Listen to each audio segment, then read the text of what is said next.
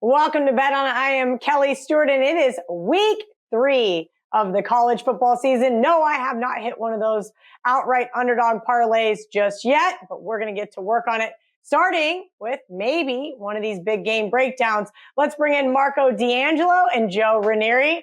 Welcome, gentlemen. We're going to get right into it. Saturday, 3:30 Eastern, CBS, Penn State, a 3-point favorite. Total is up to 48.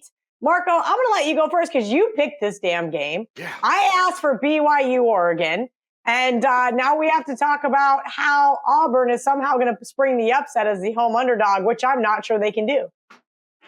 Well, Kelly, I'm sorry, you were not available for the board meeting when we were discussing what games to be played. You were on the ocean having a good time while I was texting you from the dentist chair getting a root canal. So we're doing Penn State Auburn. Just, enjoy it. Just, smile and nod. This is a game here. It's a rematch from last year. And, Penn State, I got to give them credit. We went against them last week.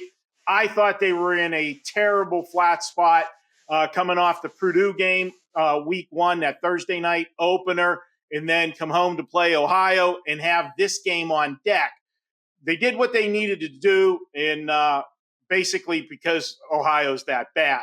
But now they're going to be going to SEC country and facing an Auburn team that I think is going to be waiting for them. Last year, if you remember this game at Penn State got the win, but it wasn't as easy as that final score might indicate, 28-20. Auburn had all kinds of chances in that game, and they kept shooting themselves in the foot when it counted most.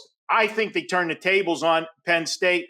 And if you look at this Penn State team, yeah, last week everything went well, but that Purdue game, they were lucky to escape with a win in that game. And I know a lot of us were on Purdue in that one. Purdue went up and down the field on them. It came down to who had the ball last, and that was Penn State making the final winning score. I'm going to go ahead, take Auburn, plus the points. Technically it'll be an upset, but I really don't think it's an upset. I think we're getting a little bit of value here. Auburn last week, minor scare, San Jose State, they just went through the motions. They were looking ahead to this one. Don't be alarmed by that close score. I think it just gives us a little bit of line value. The public will be on Penn State. I'll take the primetime home dog with Auburn.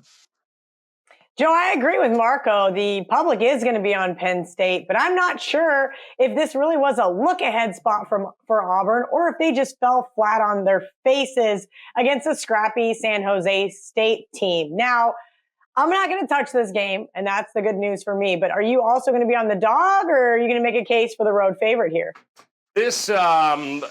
I would love to make a case for the BYU game, but apparently nobody calls me. So I'm just going to have to go ahead and suffer through talking about Sean Clifford, or even worse, Finley for Auburn. Talk about ass, total ass is what we've got going on here. I will say this, though. I don't know what either of these two teams are at this point in the season. I'm still trying to figure out. Sean Clifford, you can't ask him to do too much. We know this. He wasn't bad, was he? 28-32, 280. But I don't know. Auburn's defense is not what it has been. I was impressed with the running game finally from Penn State last week. Both of these teams have played inferior competition. You mentioned the San Jose State with Auburn. Neither of these two teams are doing really anything on a consistent basis to say there is a clear favorite one way or the other. We've got some experience at the quarterback spot, but call me crazy here. I think the best way to look at this game, and I believe there will be a home field advantage here, this game being in Auburn, which is always something you got to look at.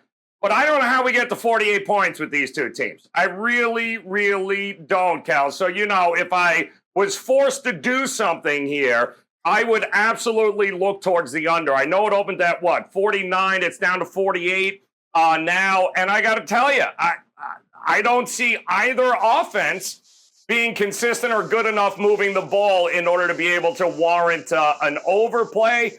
I sure as hell ain't back in Penn State. So I'll go ahead and back the under in this one, 48.5 or 48 right now. Yeah, Penn State just 2-7 against the spread versus the SEC as of late. I'm definitely not landing on the road, and I guess Drew Martin bets can get some sleep tonight in hopes that maybe his team can pull the short upset at home. Now for the other big game, and this game I do want to talk about. That's right, the Miami Hurricanes head over to College Station as 5.5-point underdogs, total 44.5.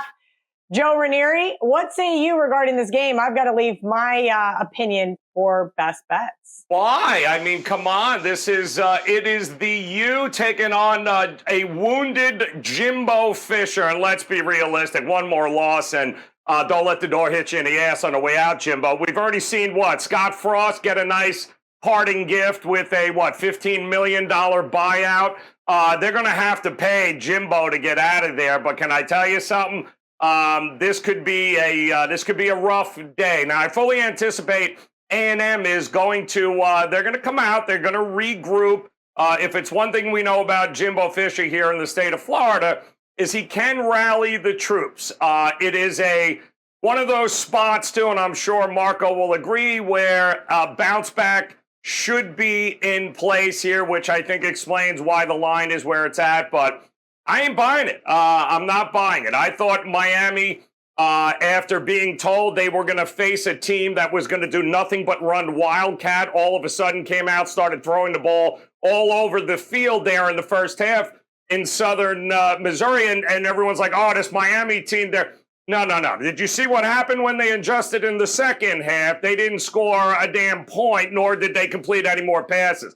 I think Miami's defense is going to be the difference maker. I think the quarterback edge, can we be realistic here? I think Van Dyke, these are the kinds of games that we've been waiting for with him to be able to showcase, and I think Miami will. I think this is a close game. I'm willing to take as many points as you want to give me, and I do think, and we'll see what Marco thinks, if you like Miami, I don't see this necessarily coming back towards Miami. I do think as we get closer to the weekend, it might actually push even more to A&M trying to get back with the public loving the idea of Jimbo and A&M bouncing back. They can't be this horrific 2 weeks in a row, right? Well, this ain't App State. It's the U, and they're coming for you, Jimbo. It is payback time. Give me the points, and Kel, we got to sprinkle a little something on the money line. It's the Miami defense that's the difference maker in this game. Marco, a funny quote I heard, or I guess I should say saw yesterday on Twitter was basically saying that, they're paying Jimbo Fisher $75 million for Kevin Sumlin's A&M team. Your thoughts on this matchup? And we all know where I'm going to be putting my money. Do you agree with Joe and I? Nope, not at all. You? Wow, and we're ringing the bell in the first segment. He already gets an ass out there, and I'm a dumb son of a. We got a lot to unpack here. First off, let's start with Texas A&M. Did they get caught looking ahead to this game last week? Possible. Let's go to Appalachian State. Are they actually better than we really thought they were? That's a distinct possibility. And then the third part of it is Miami of Florida as good as their 2-0 record and 100-20 combined score makes it look like? Probably not. And here's the thing. Miami's beaten Bethune-Cookman. They've beaten Southern Miss. They were favored by 49.5 and 27 points in those two games. Yeah, they were supposed to have a combined margin of 80 points, more winning margin in those two games. And they did it while enjoying a 6-2 edge in turnovers. Yes, last week, Texas A&M laid an egg. No question about it. They only ran 38 offensive plays to 82 for Appalachian State. Appalachian State had 52 rushes in that game last week. Texas A&M was -2 in turnovers, and yet running half as many plays, -2 in the turnovers, they still had a chance to win that game, only losing by 3. This is a big game for A&M. I think they bounce back. Yeah, I heard all of the jokes with Jimbo Fisher. And, the Sutherland ones were funny. He's the rich man version of him.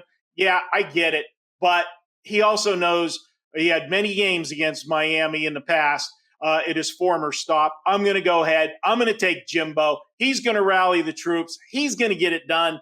I've got Texas A&M winning by a touchdown or more. Woo! And we'll see come Monday when we're doing the recap if Joe's smiling or not. But I have a feeling Kelly's coming the other way too.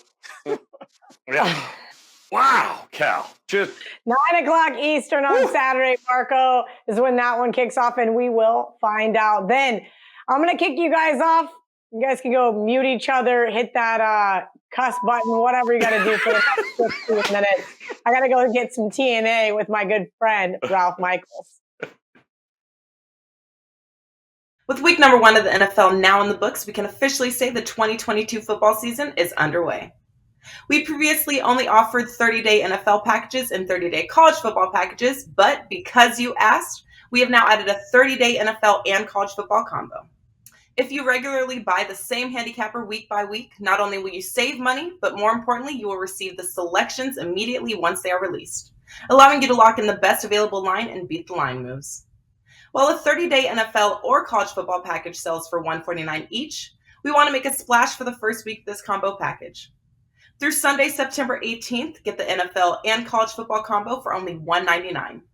Yes, that's 30 days of NFL and 30 days of college football for under $100 per sport. This special is available at both Wager Talk and Sports Memo, allowing you to bet football right alongside your favorite handicapper for the next 30 days for only $6.63 per day. There's my guy, Ralph, the man with the pen at Cal Sports LV, always cranking out great TNA over on Twitter, so make sure you're following him there. Ralph, it's week 3 of college football. We've seen some nice outright underdog winners, just not enough from your girl. This last week we had 7 dogs, double-digit dogs, win outright, and 5 of them you have a question from my fellow co-host, Joe Raineri from Twitter. And guys, remember, if there's any ever situation you want to know what the answers are, reach out to me at Twitter at CalSportsLV, and I'll likely find the time to shoot out a response. Well, let's talk about Joe's request. It's talking about the 5 teams that were double-digit dogs and won outright last week, and this week they're a double-digit favorite, a 20-plus point swing in the line from one week to the next. It seems pretty obvious that I would want to fade those teams, but did the database tell us the same thing? It certainly did. When a double-digit dog wins outright, and then they're a double-digit favorite the next game, they've only covered 42.4%. It applies to App State, Washington State, Marshall, and 2 FBS FCS games, Duke and Middle Tennessee State. I will say this, though. I took it one step further, and when a team was a dog of 12.5 or more, and now are a favorite of 12.5 or more, like all of them are, those teams have only gone 19 and 36, 34.5%. So think about fading those teams off the big upset. That made me look to the database and take another look at some situation that's similar but not exactly the same. Looking at teams that are an away dog of 11 or more this week, and they won as an away favorite by 11 or more. They didn't have to be a double-digit favorite. They just had to be an away favorite, but they had to win by 11 points or more. And this week they're a dog of 11 or more. That applies to Texas State. Since 2000, so this does not happen often. It's only happened 37 times. Those teams have gone 10 and 26 with one push, 27.8%. So that is a fade Texas State angle as they take on Baylor. And one early season situation I want to bring to your attention. It may sound familiar. We talked about the same play last week. Why are we bringing it up again? Because it went a perfect 3-0. Games 2, 3, and 4 in the season. Most of the time, those are your non-conference games. Sometimes you may be playing a conference game in the mix. But if you're off a home loss by 1, 2, or 3 points, have you bounced back? You sure have. Since 2013, those teams now 87 and 39, 69%. Army, BG, BC, Iowa, Texas, Texas A&M, and Wisconsin all fit the bill for that 69% angle that went 3-0 here on the show last week. Oh, Ralph. I don't know if that's very good for my best bet. Maybe it'll go 6-1 this week. Well, Kel, there's always those situations. Remember, 69% means 7 out of 10. And we never want people just to bet a game because of these angles. Make them part of your repertoire. Make a play stronger. Maybe perhaps take a play that was on the fence and make it a play. Or perhaps if you like the game, it may take it down to a no play. I do have 3 more I want to give out here in college football. Play on a home team, off an away loss. This applies only to teams playing game 3 against game 2. We talked about game under belt a couple weeks ago. And is there an edge if you're playing a second game against a team playing your first? Well, there wasn't. But how about for teams playing a third against a team playing a second? Are you stabilizing your team after playing 2 games and now making the adjustments? Well, when you have a team at home that's off an away loss, since 1991, they have gone 61-31 with 3 pushes, 66.3%. Baylor, Kent State, and UAB fit the bill. And I do want to mention Baylor. Remember, we just talked about a situation that was a fade Texas State situation, and now a system that isn't related that says to take Baylor. Those are the kind of teams that likely are in my final mix. Don't know if they make my card or not, but always something I want to look at. And how about teams that won their last 2 games by an average of 28 points and their opponent allowed 37 points? So back-to-back easy wins. This is any time during the season, not just early in the year. Georgia's that team that's off back-to-back wins. They average 2 wins by 28 points or more. South Carolina off a very bad defensive performance. Since 2002, those teams 64-29, 69%. That says the Georgia Bulldogs, despite that big line, against South Carolina. And finally, my final one, teams that lost as a home favorite but had a yardage edge. And now the line's between the 15s. So you had the yardage edge. You likely were negative turnovers or had some bad special teams play. You lost as a home favorite, and now you're anywhere between a small favorite and a 2-touchdown favorite or less, 2-touchdown dog or less. Those teams, 65% is a very strong angle. And when I look at both in college and you'll hear it later in the NFL later on this year, 58-31, 65.2%. That says the Buffalo Bulls are going to cover against Coastal Carolina. So 6 situations to look at college football for this week. Always great stuff from Ralph. Don't forget to check out Ralph on our NFL segment for TNA as well. And as he mentioned, at Cal Sports LV on Twitter, or feel free to drop a question over on the YouTube channel in the comment section. We'll try to get it answered for you on the show. We're going to take a quick commercial break, but when we come back, it's time for those barking dogs. Welcome back to Bet On It. It's now time for some of those barking dogs. I kind of already alluded to one that I think may be barking, and Marco and I are already in disagreement. But Marco, let's see if we can't get on the same page here. Who do you think has a shot to win outright on Saturday? Well, this will be a tall order, Kelly, for the outright upset, but I think they are going to be in this game all the way, and I'm taking a big dog. We're taking a double-digit dog, and that is Fresno State plus the 12.5. And really, let's be honest, can the stock be any higher in the USC Trojans than it is right now? They're coming off back-to-back wins. They blow out Rice. They put up 41 on Stanford. Everybody's in love with USC and the new look from Lincoln Riley and these Trojans. But you know what? They're still the same Trojans. I haven't seen them play defense yet. So what? Holding Rice to 14 points. And last week, Stanford moved the football. They had 221 yards on the ground, another 220 through the air, but they also had 4 turnovers. And that's now 8-0 turnover margin for USC in the first 2 games. Is that good defense or is it bad offenses? All I know is that when you're plus 8 in the turnovers in 2 games, you should win those games handily. Now I look at this Fresno State team. This is going to be the best offense that USC has faced this year. I want to see USC prove to me that they got the other side of the ball improved as well. Until I see it, I'm not laying this kind of number with them, especially coming off that big game last week against Stanford. That was a revenge spot for them and everything else.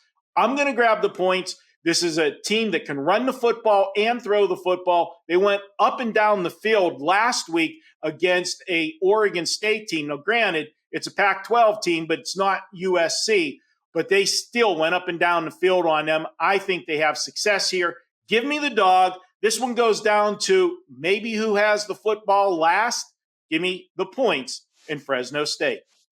Well, Marco, thank you for that friendly reminder on how I lost Stanford plus 9.5. That was a pretty incredible trophy considering it closed 8. And, the refs decided to take a touchdown off the board. But those 4 turnovers hurt the most. But I'm with you. I will also be on Fresno State this week. Joe, do you have a double-digit dog? Don't come in here with like some little under a field goal, 1.5, 2-point underdog. That's not what this segment's about. Oh, so you want monster? Well, no, I don't care. I found out Marco is going to go against me here, which is why I love Michigan State in this matchup. Correct me. Wait. Is this the whole show now? We're just going to all just go against each other? Is that what we're doing? Well, hey, agreeing's terrible. Listen, all cards on the table here.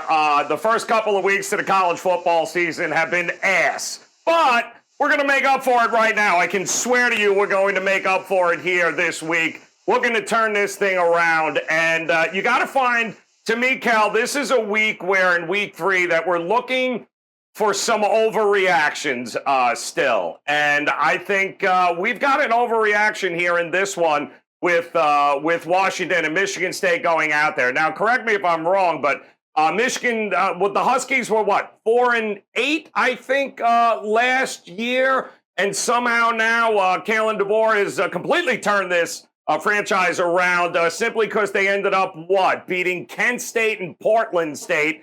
And now all of a sudden they're over a field goal favorite in this one with the 56.5. To me, I don't get it. I thought Michigan State should, at the very least, I was looking at least -1 here, if not a pick'em situation. I think Washington with 2 wins doesn't change the fact that this is a team and a coach still rebuilding. Oh, yeah, they're going to want to throw the ball around the yard. The problem is that's going to play right into Michigan State's strength, which is their secondary. I like the experience on the defensive side of the ball for Michigan State to go on the road. I question this Washington team right now. I do think they're on the right track, but this is their first real test. And granted, Michigan State hasn't played anybody either, but I'm very confident with the players that they have coming on the defensive side, especially in that secondary, that they're going to be able to limit anything. I believe then is it Penix Jr.? Who is that quarterback out there? Oh, yeah. He was terrible, too, in Indiana. He's going to be even worse here against Michigan State. So, to me, I think it's a gift getting 3.5 points from Michigan State. So, I'll be barking with them. I'll also be sprinkling a little something on the money line. Not so fast, Washington. You're not back to prominence just yet. Give me Sparty there in the 3.5 points. Yeah, that looks like a gift. It scares me, Joe. I can't disagree with you, though. Normally, I love betting against ranked teams catching points. Guess what happened last weekend? Speaking of Joe Public, Joe, I'm going to keep with you here for our new segment called Fade Joe Public. Yep. It's going to be Joe fading Joe, and I'm going to have to look at a game and forewarning, I'm just telling you right now, this is going to be as ass comes. I mean, this is going to smell like it's going to be it's total ass. It really is. As I'm doing it, I'm throwing up in my mouth as I am telling you right now I'm going to be back in Colorado.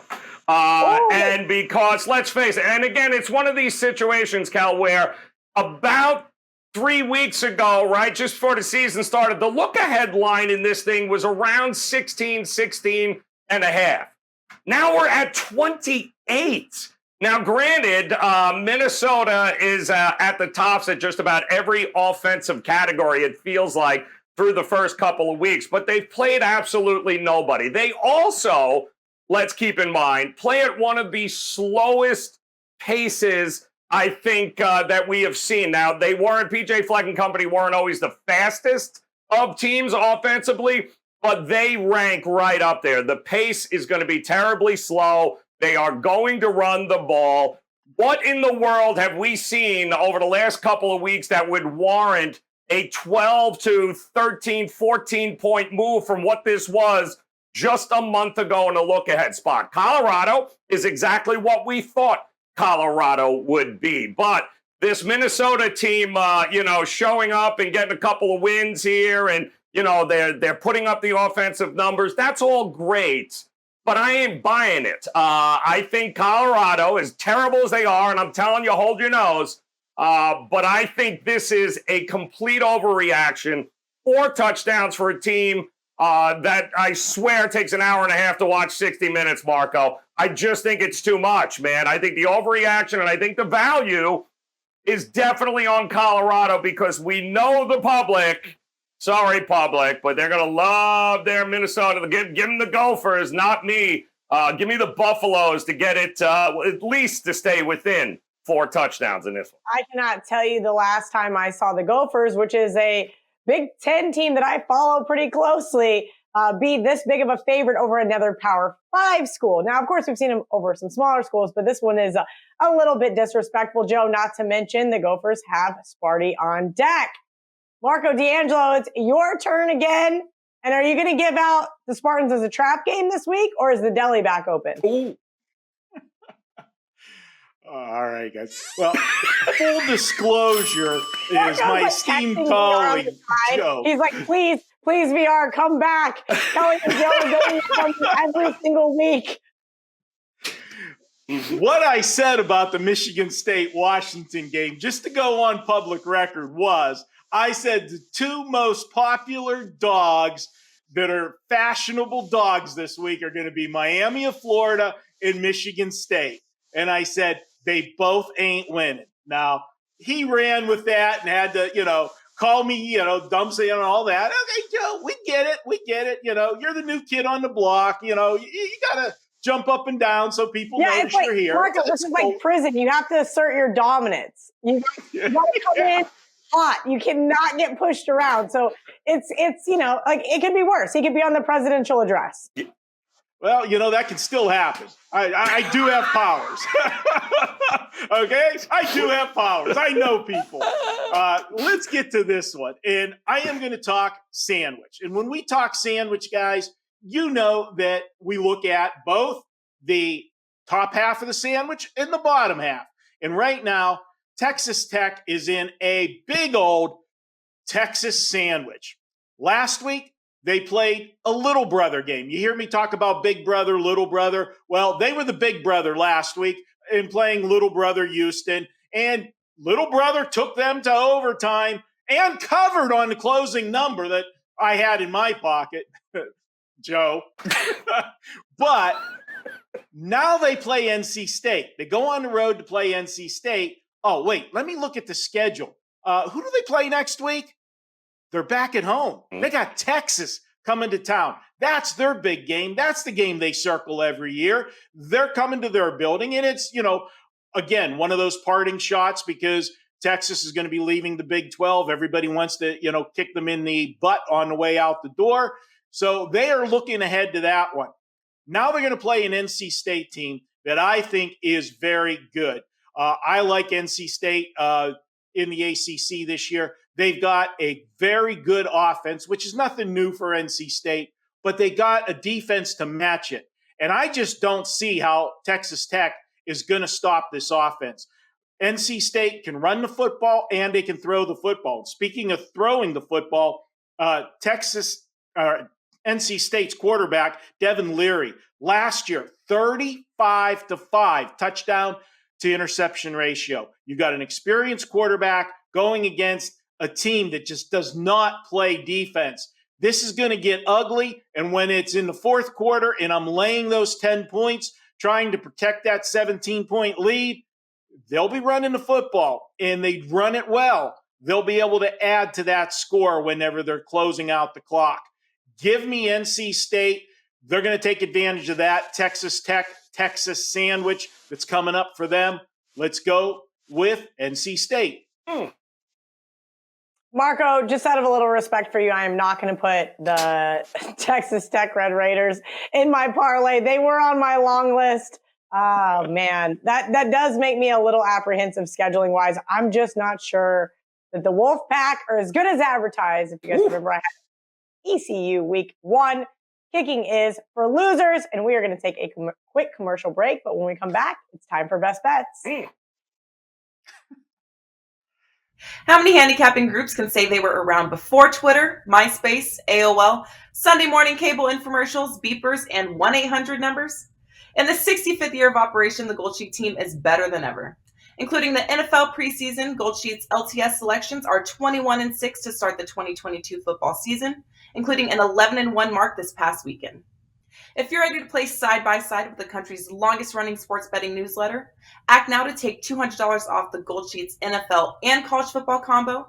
No coupon is needed to redeem this offer. Just go to the Gold Sheets homepage at Wager Talk or Sports Memo and lock in one of the most respected handicapping groups of all time for one of the lowest prices ever offered. Get every top-rated college football play between now and the national championship game at regular price, and we'll add in their full season of NFL picks through the Super Bowl for just $100 more. Welcome back to Bet On. It is now time for Best Bets, and per usual, I'm going to go first with apparently, well, according to Marco, my square dog, Miami of Florida plus 5.5. Now, I know Marco and Joe already went head-to-head, and I kind of gave you a little bit of preview. I said I was going to save most of my analysis for here, but I don't have a lot.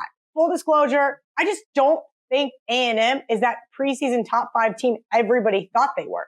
And so to say that they're going to lose back-to-back games at home might sound a little crazy, but they lack offensive weapons. I'm not impressed with Haynes King. He only got 97 yards against the Mountaineers last week. Now, I also know Miami has its faults, but I think if they can commit to the run and burn that clock, we're going to see a lower scoring game, and Miami is going to come out on top.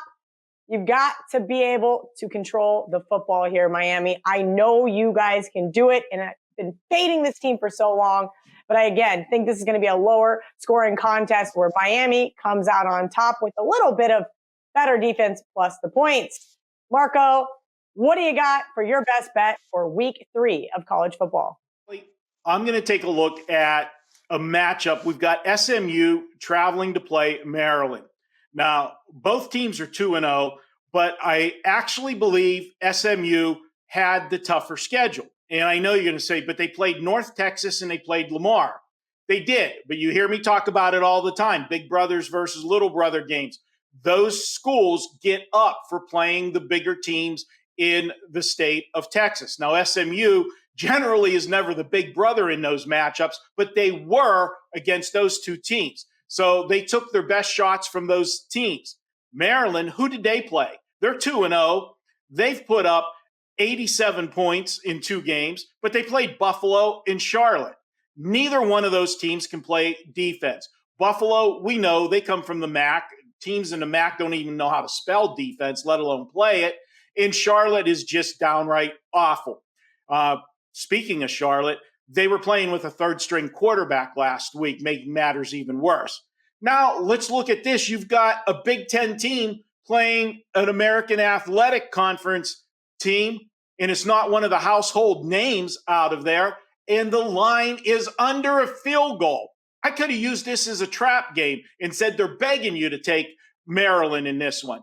I also could have used it possibly in the sandwich spot because Maryland can get caught looking ahead. Do you see who they got on deck next week? Yeah, they go to the big house. They play Michigan. And yeah, they're probably going to get their butt kicked again, but that's still a big game on the conference schedule. And they are playing with revenge from an embarrassing loss last year to Michigan on their home field, 59-18. Yeah, give me SMU. This offense can roll. I don't see Maryland stopping SMU. This will be a high-scoring game.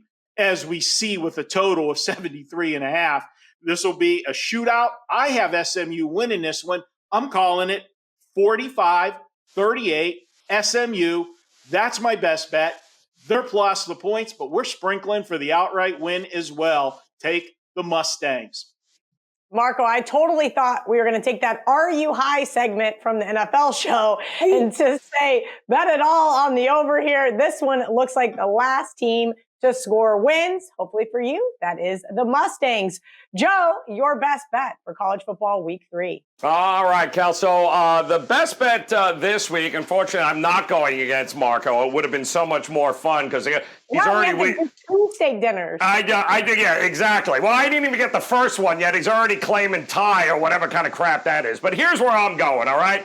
I'm going right into Marco's backyard because I'm going to be in his kitchen.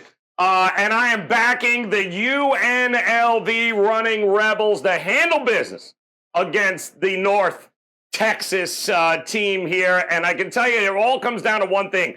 The Mean Green, yeah, their defense, horrific. Absolutely horrific. If they're not giving up over 400 yards in the air, they're giving up over 200 yards on the ground, which is pretty much exactly what happened to them again last week. Not to mention a little bit of a revenge spot. UNLV, who's I think 4-1 all time in this series, lost last year in Dallas to them, and now they have an opportunity to be able to handle business at home. You gotta love, and Marco will even tell you, you gotta love the energy, the excitement around UNLV. Coach Arroyo here, he's done an amazing job. I mean, 2 years ago, this team was getting mopped all over the place. Last year, they won a couple of games, but they lost 6 games within one score. Now, they just lost to Cal, but again, went on the road, and they showed a lot. I think the difference in this game, and the total is 63, so it's not like anybody is thinking this was going to be a defensive battle. At home, I think they have more than enough firepower here to be able to go toe-to-toe with North Texas. And I think their defense is going to make the difference. The defense has been fantastic here. So far, 9 sacks, multiple tackles for losses in each of these games.